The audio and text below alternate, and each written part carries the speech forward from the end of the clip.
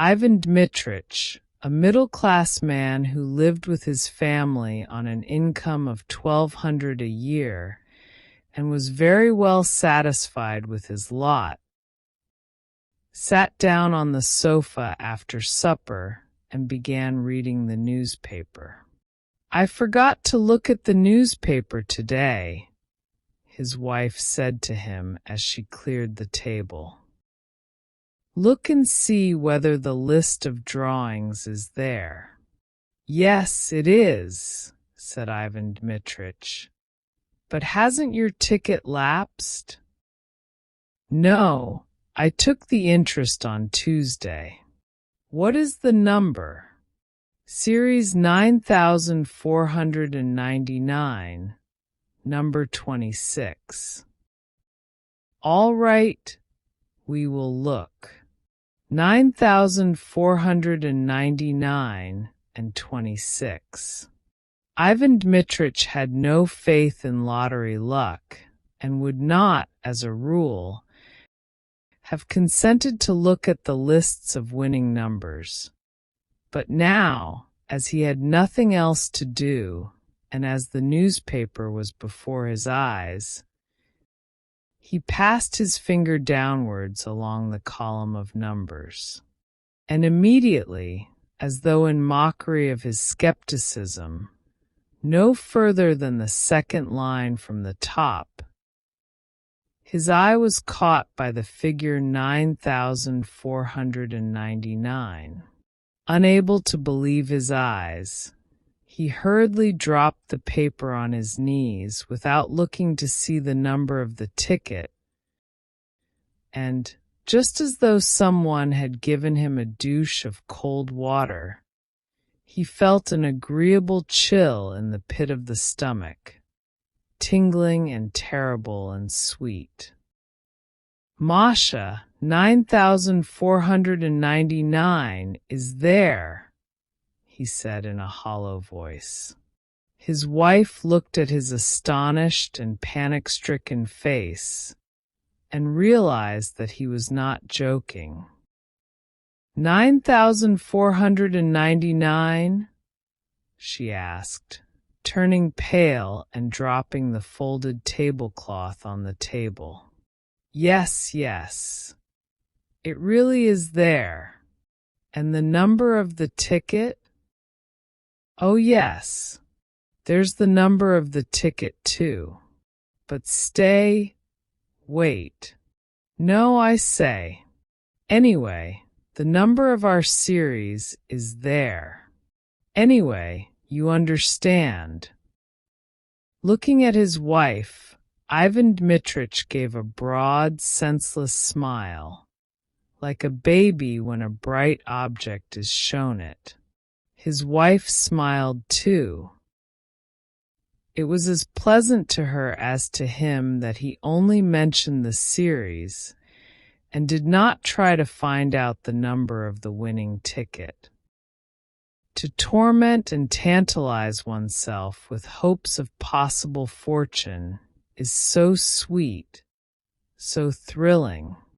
"It is our series," said Ivan Dmitrich after a long silence.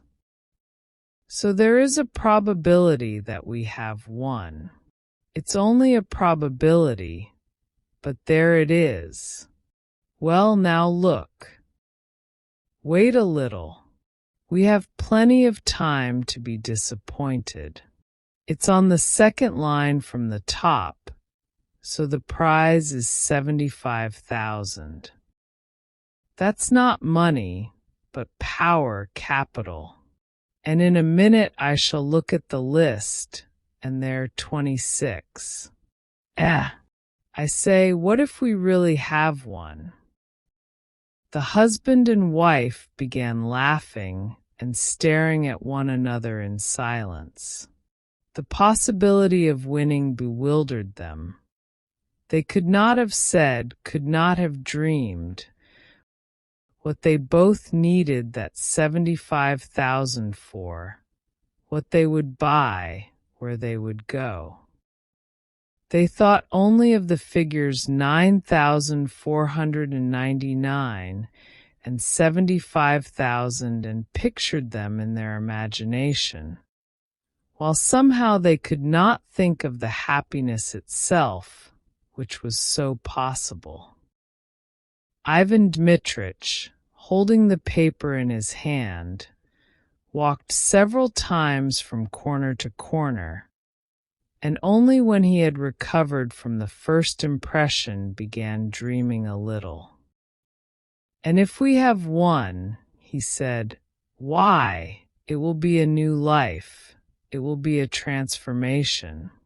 The ticket is yours, but if it were mine I should, first of all, of course, spend 25,000 on real property in the shape of an estate, 10,000 on immediate expenses, new furnishing, traveling, paying debts, and so on. The other 40,000 I would put in the bank and get interest on it." "Yes, an estate, that would be nice," said his wife, sitting down and dropping her hands in her lap. "Somewhere in the Tula or Oriol provinces. In the first place, we shouldn't need a summer villa, and besides, it would always bring in an income." And pictures came crowding on his imagination, each more gracious and poetical than the last. And in all these pictures he saw himself well fed, serene, healthy, felt warm, even hot. Here, after eating a summer soup, cold as ice, he lay on his back on the burning sand close to a stream or in the garden under a lime tree. It is hot. His little boy and girl are crawling about near him, digging in the sand or catching ladybirds in the grass. He dozes sweetly, thinking of nothing, and feeling all over that he need not go to the office today, tomorrow, or the day after. Or, tired of lying still, he goes to the hayfield, or to the forest for mushrooms, or watches the peasants catching fish with a net. When the sun sets, he takes a towel and soap and saunters to the bathing shed, where he undresses at his leisure, slowly rubs his bare chest with his hands, and goes into the water. And in the water, near the opaque soapy circles, little fish flit to and fro and green water weeds nod their heads. After bathing there is tea with cream and milk rolls. In the evening a walk or vint with the neighbors. "Yes, it would be nice to buy an estate," said his wife, also dreaming, and from her face it was evident that she was enchanted by her thoughts. Ivan Dmitrich pictured to himself autumn with its rains, its cold evenings, and its St. Martin's summer. At that season he would have to take longer walks about the garden and beside the river, so as to get thoroughly chilled, and then drink a big glass of vodka and eat a salted mushroom or a soused cucumber, and then drink another. The children would come running from the kitchen garden, bringing a carrot and a radish smelling of fresh earth. And then he would lie stretched full length on the sofa, and in leisurely fashion turn over the pages of some illustrated magazine, or, covering his face with it and unbuttoning his waistcoat, give himself up to slumber. The St. Martin's summer is followed by cloudy, gloomy weather. It rains day and night. The bare trees weep. The wind is damp and cold. The dogs, the horses, the fowls, All are wet, depressed, downcast. There is nowhere to walk. One can't go out for days together. One has to pace up and down the room, looking despondently at the gray window. It is dreary. Ivan Dmitrich stopped and looked at his wife. I should go abroad, you know, Masha, he said, and he began thinking how nice it would be in late autumn to go abroad somewhere to the south of France, to Italy, to India. I should certainly go abroad too, his wife said. But look at the number of the ticket. Wait. He walked about the room and went on thinking. It occurred to him, what if his wife really did go abroad?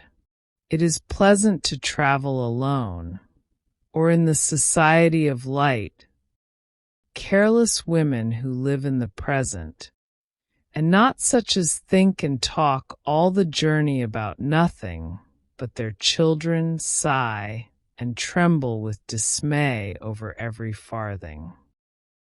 Ivan Dmitrich imagined his wife in the train with a multitude of parcels, baskets, and bags.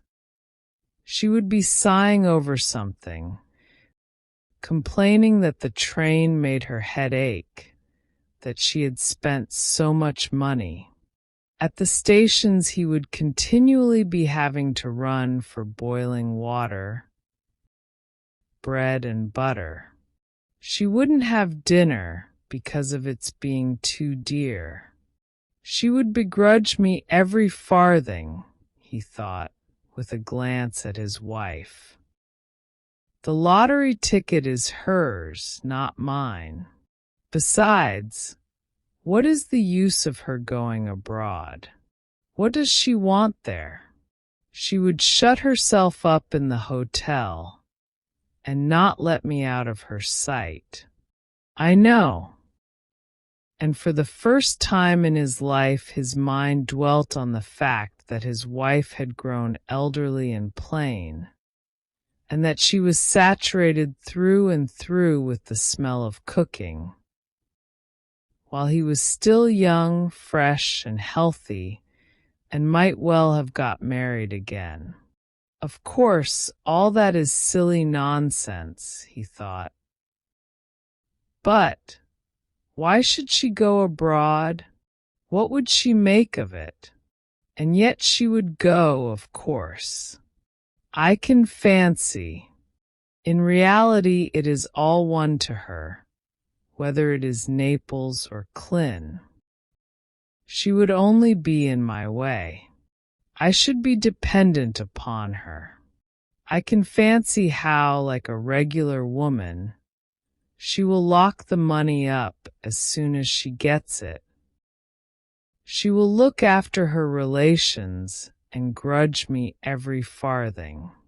Ivan Dmitrich thought of her relations. All those wretched brothers and sisters and aunts and uncles would come crawling about as soon as they heard of the winning ticket, would begin whining like beggars, and fawning upon them with oily, hypocritical smiles. Wretched, detestable people. If they were given anything, they would ask for more, while if they were refused, they would swear at them, slander them, and wish them every kind of misfortune. Ivan Dmitrich remembered his own relations, and their faces, at which he had looked impartially in the past, struck him now as repulsive and hateful. They are such reptiles, he thought. And his wife's face, too, struck him as repulsive and hateful. Anger surged up in his heart against her, and he thought malignantly, she knows nothing about money, and so she is stingy. If she won it, she would give me 100 rubles, and put the rest away under lock and key. And he looked at his wife, not with a smile now, but with hatred. She glanced at him too, and also with hatred and anger. She had her own daydreams, her own plans, her own reflections. She understood perfectly well what her husband's dreams were. She knew who would be the first to try to grab her winnings. It's very nice making daydreams at other people's expense, is what her eyes expressed. No, don't you dare. Her husband understood her look. Hatred began stirring again in his breast, and in order to annoy his wife, he glanced quickly, to spite her at the 4th page on the newspaper, and read out triumphantly. Series 9499, number 46. Not 26. Hatred and hope both disappeared at once, and it began immediately to seem to Ivan Dmitrich and his wife that their rooms were dark and small and low-pitched, that the supper they had been eating was not doing them good, but lying heavy on their stomachs, that the evenings were long and wearisome. "What the devil's the meaning of it?" said Ivan Dmitrich, beginning to be ill-humored. "Wherever one steps there are bits of paper under one's feet, crumbs, husks. The rooms are never swept. One is simply forced to go out. Damnation take my soul entirely. I shall go and hang myself on the first aspen tree."